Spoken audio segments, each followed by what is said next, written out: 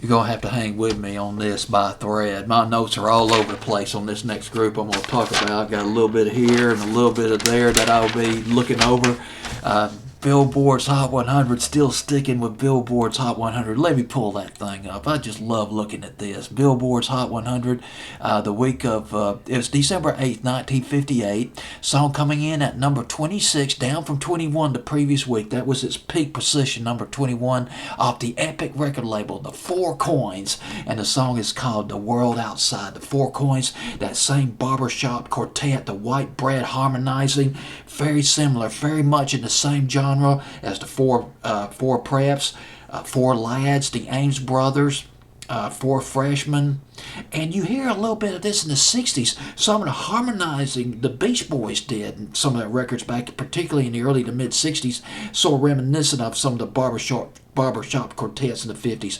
But another band that was obviously influenced by the four preps, the four lads, and all them back in the 50s, the Jay and the Americans. Although Jay and the Americans, they're more up tempo than. But listen to Cara Mia. But Jay and the Americans, it's in the same stratosphere and the same realm as those barbershop quartets back in the 50s. But also The Bachelors, a classic example of a group that carried on that tradition in the mid 60s, 64 and 65. But the four coins, they're from Canonsburg, Pennsylvania, but don't quote me on this. I think that's the same town that Perry Como was from. Canonsburg, Pennsylvania. They played, and there was four guys in the group. Two of them were brothers. That's how it evolved over a period of time. They played in high school band. Now get this. They formed an orchestra.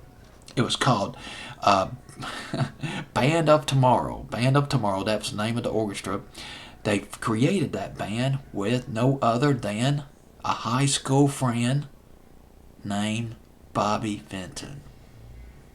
And this was like around 1951-52. They called themselves the Four Keys, but they changed their name to the Four Coins when they got on with Epic Records. And what happened was there was a local orchestra leader in their hometown that took a shine to this group. He thought the Four Keys had a lot of potential. He took them to Cincinnati. He hooked them up with a very important person. His name was Danny Kessler. Danny Kessler, an agent. Danny Kessler was the manager of Johnny Ray. Four Coins edition for Danny Kessler. Danny Kessler inked a deal for them. He got them on with Epic Records and the hit records One Love, One Heart. I'm reading my chicken scratch, bear with me. I Love You Madly was one of their hits, but Shangri-La was probably their biggest hit. Went to number 11 on Billboard's Hot 100. That sold over 1 million copies. Their second biggest hit probably would have been The World Outside. That sold 900,000 copies. That's pretty respectable right there.